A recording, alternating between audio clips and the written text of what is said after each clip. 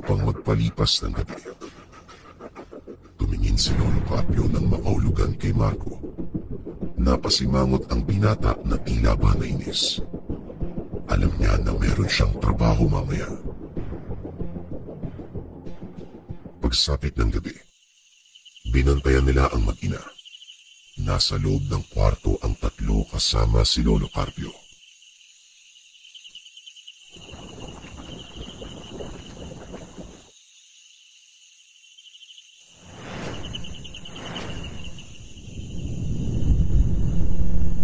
Meron talaga ang magandang yan. Sagabal sa lahat ng plano.